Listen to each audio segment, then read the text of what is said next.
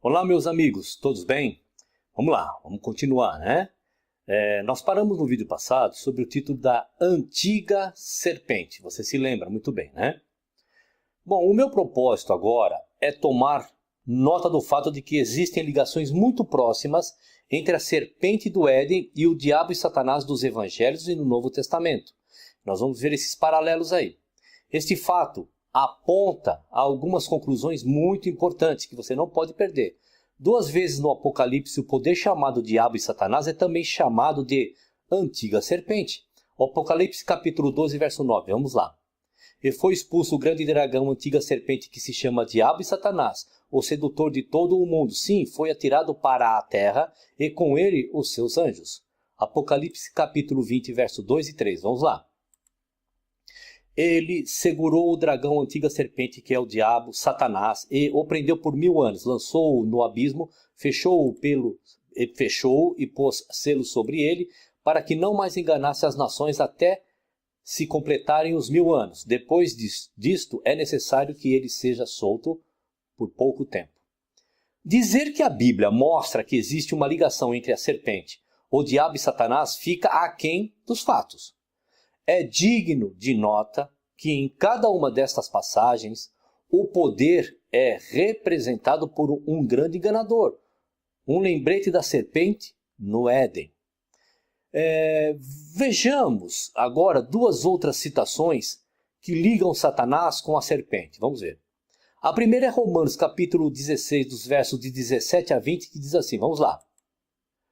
Rogo-vos, irmãos, que noteis bem aqueles que provocam divisões e escândalos, em desacordo com a doutrina que aprendestes. Afastai-vos deles, porque esses tais não servem ao nosso Senhor Jesus Cristo, e sim a seu próprio ventre, e com suaves palavras e lisonjas enganam o coração dos incautos, pois a vossa obediência é conhecida por todos. Por isso, me alegro a vosso respeito, e quero que sejais sábios para o bem e simples para o mal. E o Deus da paz, em breve, esmagará debaixo dos vossos pés a Satanás.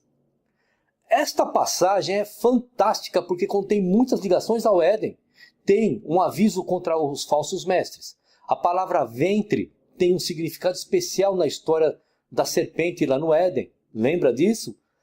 A recomendação de Paulo de obediência para os romanos é um aviso explícito contra essa desobediência como caracterizada lá no Éden. Consegue perceber as pontes? A referência ao bem e mal faz-nos lembrar da árvore do conhecimento do bem e do mal. E a garantia de que o Criador em breve esmagaria Satanás debaixo dos seus pés é uma alusão à ferida que seria desferida à cabeça da serpente. Você conhece muito bem a história. No Éden era uma serpente. Em Romanos 16 é Satanás. A equação é inegável. A outra citação é de 2 Coríntios capítulo 11, versos de 2 e 3. Vamos lá, abra aí a sua biblinha aí, hein? Não tome tudo aqui como verdade absoluta. Tá certo? Diz assim. Porque zelo por vós com zelo de Deus, visto que vos tenho preparado para vos apresentar como virgem para a um só esposo, que é Cristo. Mas receio que, assim como a serpente enganou a Eva com a sua astúcia, assim também seja corrompida a vossa mente e se aparte da simplicidade e pureza devidas a Cristo. 2 Coríntios capítulo 11, dos versos de 13 a 15, também diz assim, vamos lá. Porque os tais são falsos apóstolos, obreiros fraudulentos, transformando-se em apóstolos de Cristo. E não é de admirar, porque o próprio Satanás se transforma em anjo de luz. Não é muito, pois que os seus próprios ministros se transformem em ministros de justiça, e o fim deles será conforme as suas obras. Paulo aqui nos leva até o Éden quando diz, assim como a serpente enganou a Eva, com a sua astúcia, assim também seja corrompida a vossa mente e se aparte da simplicidade e pureza devidas a Cristo. Você reparou a ponte, o link que ele faz? Os falsos mestres são assim equiparados à serpente. Este pensamento é levado até o versículo 13. Falando dos falsos mestres do seu tempo, Paulo também diz o seguinte: porque os tais são falsos apóstolos, obreiros fraudulentos, transformando-se em apóstolos de Cristo. Bom, isto não é de se admirar, diz ele, quando alguém considera o protótipo de todos os falsos mestres, a serpente é vista como o mensageiro do próprio Criador. As suas palavras reais são da seguinte maneira assim. E não é de admirar, porque o próprio Satanás se transforma em anjo de luz. A serpente apresentou-se a Eva como alguém que podia dar-lhe entendimento, comunicando que a mente do Altíssimo. Mais uma vez, você consegue perceber aí o link que Paulo faz dos pensamentos, das situações, das ocasiões? Criador sabe, disse ela. Não foi assim que a serpente disse lá no Éden? A mensagem da serpente é certo que não morrereis. Foi aceito por Eva e tem sido a filosofia que tem dominado o pensamento humano desde então, claro. Porque ninguém tem esse sentimento de morrer. Porque o Criador já coloca na gente, quando a gente nasce, um sentimento da eternidade. Só que nós morremos, infelizmente. Nós nos apropriamos da morte, infelizmente. Tá certo? Mas Eva, quando disse, certamente não morrereis. Praticamente, toda a gente religiosa, todas as pessoas, não importa a denominação, acredita que é imortal. E todas as pessoas, quase sem exceção, agem como se nunca fossem morrer. Você nunca percebeu isso? Assim, a primeira mensagem da serpente é o primeiro credo dos homens. E o primeiro mensageiro transformou-se na mente dos homens, no mensageiro da luz celestial, compreende?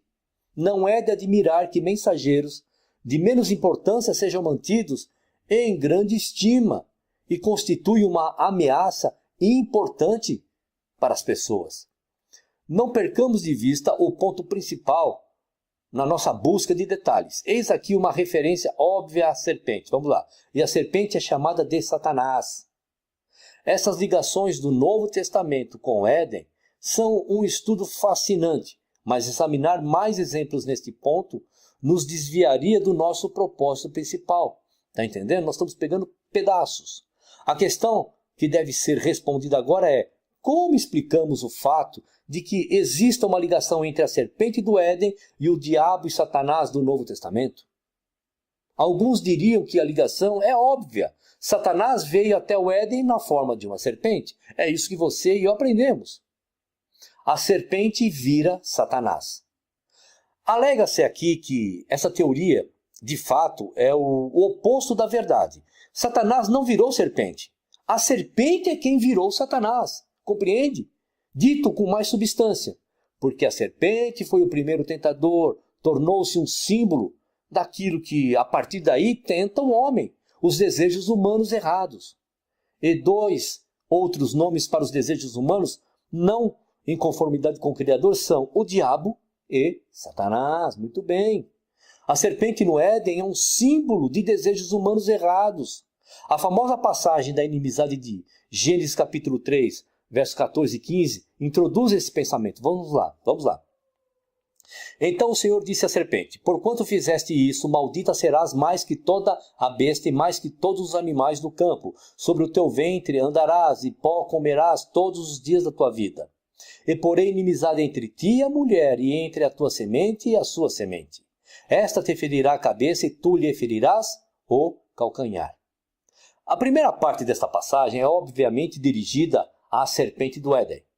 A segunda parte, de um jeito típico dos éditos de Gênesis, vai para além das circunstâncias imediatas, muito após. Existem 3 expressões de inimizade ou hostilidade mútua ali. Vamos lá. Entre a serpente e a mulher, porém inimizade entre ti e a mulher. Entre a semente da serpente e a semente da mulher, entre tua semente e a sua semente. Entre a serpente e a semente da mulher, esta te ferirá a cabeça e tu lhe ferirás o calcanhar. Existem aí 2 características interessantes e esclarecedores da terceira expressão da hostilidade. Primeiro, notamos que a semente da mulher está no singular. Esta te ferirá a cabeça. Isto identifica a semente da mulher com o Messias. A segunda característica digna de nota é: enquanto que a primeira inimizade é entre a serpente e a mulher, e a segunda inimizade é entre as respectivas sementes, existe um cruzar de linhas, assim por dizer, na terceira inimizade. Perceba, aqui existe um combate mortal entre a serpente, não a semente da serpente, como poderíamos esperar, e a semente da mulher. Consegue entender? As escrituras são tão preciosas que temos que procurar a razão para esta característica inesperada. Nunca você percebeu isso. Uma implicação parece ser, não importa como possa ser interpretada, que a serpente ainda existe quando a semente da mulher aparece. Compreende? E já que a semente da mulher está no singular e se aplica ao Messias, podemos substituir os nossos termos e dizer que a serpente tem existência quando o Messias aparece. Consegue compreender como é fascinante montando todo este quebra-cabeça? Porque a Bíblia não está escrito detalhadamente tudo como deveríamos entender. Não porque tem um enigma, tem um mistério. Não, porque foram escritas por homens de épocas diferentes, de entendimentos diferentes, de ver o mundo de maneiras diferentes. Compreende? Obviamente, meu querido, não pode ser verdade sobre a serpente original no Éden. Essa serpente tornou-se num símbolo de algo diferente, dos desejos humanos que são hostis à vontade do nosso Criador. O Novo Testamento tem dois nomes para esses desejos ímpios: o diabo e Satanás. A serpente e Satanás. Já foi demonstrado que a serpente no Éden é a base para aquelas passagens do Novo Testamento onde a referência é feita ao diabo e Satanás. Acabamos de ver isso, certo? A serpente virou um símbolo disso no homem que se opõe à vontade do Criador. E os nomes do Novo Testamento para esta tendência para a rebelião são diabo e Satanás. Simples. Isso significa que quando lemos sobre o diabo e Satanás no Novo Testamento, devemos pensar na serpente e procurar algo no contexto que lembre a ocasião quando os nossos primeiros pais caíram. Pensando agora em termos pessoais, se cada um de nós visse cada tentação como uma reconstituição da crise no Éden, certamente nos ajudaria a superá-la. A relação entre a serpente e Satanás é um tema muito impressivo do Novo Testamento que vale a pena ser estudado muito mais a fundo. Vejamos agora mais passagens onde existe uma ligação clara entre o arqui-inimigo do Novo Testamento e a serpente no Éden. A tentação do Senhor. A história da tentação no deserto já foi mencionado aqui em outros vídeos e estamos familiarizados com os detalhes. Tem sido muitas vezes dito que essa tentação, como a tentação de Eva, é uma tentação tripla. Realmente, ambas têm sido vistas como tentações capazes de excitar a concupiscência da carne, a concupiscência dos olhos e a soberba da vida. 1 João capítulo 2, verso 16, você sabe disso. Em ambos os casos, o Criador é reconhecido e não existe incitamento à rebelião aberta contra ele. Por outras palavras, o método de aproximação é extremamente sutil. O tentador, em ambos os casos, sugere um curso de ação que é suposto trazer benefícios pessoais, vistos em termos de bem-estar físico e subida de posição. O diálogo é também uma característica de ambas as tentações, tanto no Éden quanto lá no deserto. A tentação lá no deserto, então, é para ser vista como uma reconstrução do drama fatídico do Éden, só que com um resultado bem diferente. Suponha, por um momento, que Adão tinha recusado comer do fruto proibido oferecido pela sua mulher. Nesse caso, a mulher teria sido uma pecadora e o homem seria justo. Tá bom, e depois? Ela teria sido expulsa do jardim e, presumivelmente, ele poderia continuar a viver lá. Tá, e então? E daí? Não sabemos. mas conhecemos um homem que se manteve justo, enquanto que a sua noiva estava manchada pelo pecado. Embora ele tenha sido severamente tentado, ele manteve a sua integridade e por causa disso foi capaz de ganhar de volta a sua noiva para o nosso Criador.